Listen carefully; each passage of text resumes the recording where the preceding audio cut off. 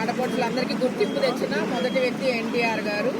అందరి గురించి ఆలోచించి 2 రూపాయల కిలో బియ్యం కానించి ఆడపడుచులందరికీ అందరితో పాటు సమాన హక్కు రావాలి అని ఆడపడుచులందరికీ అన్ని చేసిన ఒక్క వ్యక్తి ఎన్టీఆర్ గారు. 3 సార్లు ముఖ్యమంత్రిగా అయ్యి అందరి కోసం అన్ని చేసిన వ్యక్తి ఎన్టీఆర్ గారు. జోహార్ ఎన్టీఆర్.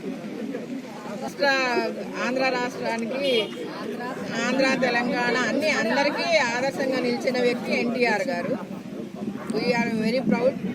ఈరోజు ఆయన వర్ధంతి సందర్భంగా ఆయన పూలమాలేసి నివాళులు అర్పించడం మాకు చాలా సంతోషం. ఈరోజు ఉమ్మడి ఆంధ్రప్రదేశ్ ఉన్నప్పుడు 3 సార్లు ముఖ్యమంత్రిగా గొప్ప నాయకుడు, మహానుభావుడు.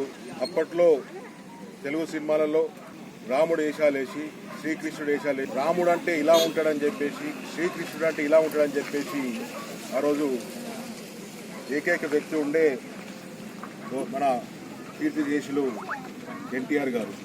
ఈరోజు వారి యొక్క 30వ వర్ధంతి సందర్భంగా కోటగిరి ఎన్టీఆర్ చౌరస్తాలో వారికి ఘనంగా నివాళులు ఏదేమున్నా ఉన్నారని చెప్పి దేశంలో అందరికి తెలవబడింది. అంతకుముందు మన తెలుగు వాళ్ళని మద్రాసులు అంటుండే, కానీ ఎన్టీఆర్ గారు 1982లో పార్టీని స్థాపించి అతి తక్కువ సమయంలో 9 మాసాలనే 83లో ముఖ్యమంత్రి అయి, అదేవిధంగా 85లో ముఖ్యమంత్రి అయి, అదేవిధంగా 89 వరకు ముఖ్యమంత్రి చేసి తర్వాత 94 కూడా ముఖ్యమంత్రి అయిన తర్వాత ఎన్నో సంక్షేమ పథకాలు చేపట్టారు. అదేవిధంగా బీసీలకు కానీ, ఎస్సీలకు కానీ, ఎస్టీలకు కానీ అందరికి కూడా సముచిత స్థానం ఇస్తూ ఈరోజు రాష్ట్రంలో ఉన్న పెద్ద నాయకులందరూ కూడా ఎన్టీఆర్ గారి పెట్టిన భిక్షని, రాజకీయ భిక్ష ఎంతోమంది ఉన్నారు ఇవాళ. అదేవిధంగా 2 రూపాయల కిలో బియ్యం అని చెప్పేసి సంక్షేమ పథకం చేపట్టడం జరిగింది. అప్పటి నుంచి అంతకుముందు లేకుండే, కానీ ఎన్టీఆర్ గారు పేదలకు బియ్యం ఇవ్వాలా, 2 కిలోలకు బియ్యం ఇవ్వాలని చెప్పేసి చెప్పడం జరిగింది. అప్పటి నుంచి ఈ స్కీమ్ నడుస్తూనే ఉన్నది. అదేవిధంగా ప్రతి ఒక్కరికి కూడు నీడ అని చెప్పేసి ఉండాలని చెప్పేసి ఆ రోజు కూడా పేద వర్గాలకి ఇళ్లను కూడా నిర్మించడం జరిగింది.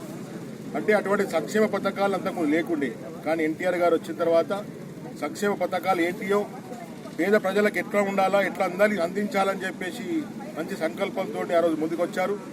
దానికి ఇప్పటికి కూడా ఫలాలు అందుతూనే ఉన్నాయి. ఇక్కడ స్థానికంలో మా స్థానిక ఎమ్మెల్యే పోచారం శ్రీనివాసరెడ్డి గారు కూడా ఎన్టీఆర్ గారు పెట్టిన భిక్షనే, రాజకీయ భిక్ష.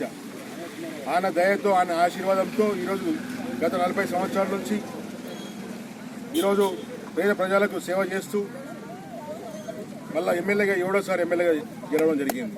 అంటే ఎన్టీఆర్ గారు ఎంతోమంది సైనికులను తయారు చేసి ఈరోజు మన తెలంగాణ రాష్ట్రంలో కూడా చాలా మంది కూడా ప్రభుత్వంలో కూడా పనిచేస్తూ ఉన్నారని చెప్పేసి తెలియజేస్తున్నారు. ఇంకా ముందు కూడా ఇటువంటి సంక్షేమ పథకాలు కూడా మన రాష్ట్ర ప్రభుత్వం కూడా అందిస్తాయి.